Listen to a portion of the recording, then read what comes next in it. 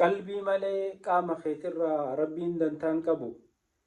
Bakki rabbiin nama laalu fuula kanaa fi qaama osoo hin taane qalbii fi hojii babbareedduu ati dalaydu qofa si laala.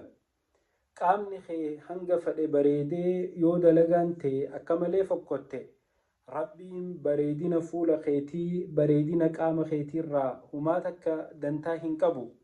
Obboleessa kiyya qaama kee bareechaa ooluu miti qalbii ta'e ta qoshaasha adda addaatiin guutamte tana bareechuu irratti tattaafadhu. Fuulli ilma namaa kun ifee bareedee yoo keessi nama hammaate faayidaan hin jirtu.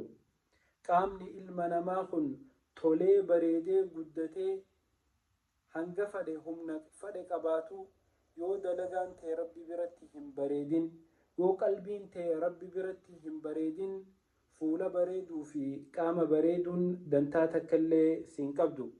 Obboleessa kiyya عن أبي هريرة رضي الله عنه قال رسول الله صلى الله عليه وسلم إن الله لا ينظر إلى أجسامكم ولا إلى صوركم ولكن ينظر إلى قلوبكم وأعمالكم رواه مسلم.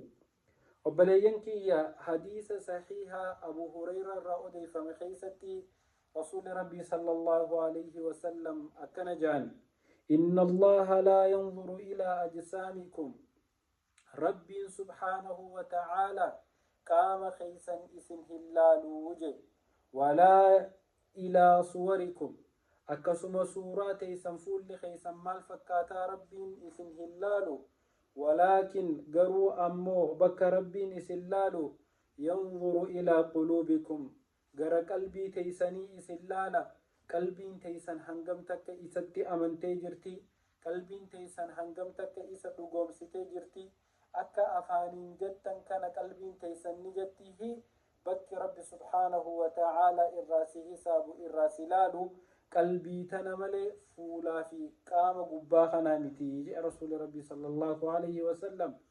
Wa a'maalikum akkasuma ammallee dalagaa teessan rabbi subhaanahu wa ta'aalaa isin laalaa jedhe.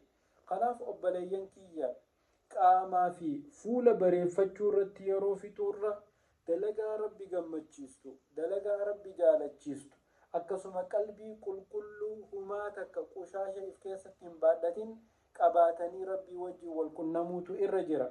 Bakki rabbiin nama laalu fuula kanaa fi qaama kana osoo hin taane qalbii tanaa fi dalagaa bareedduu nu laala.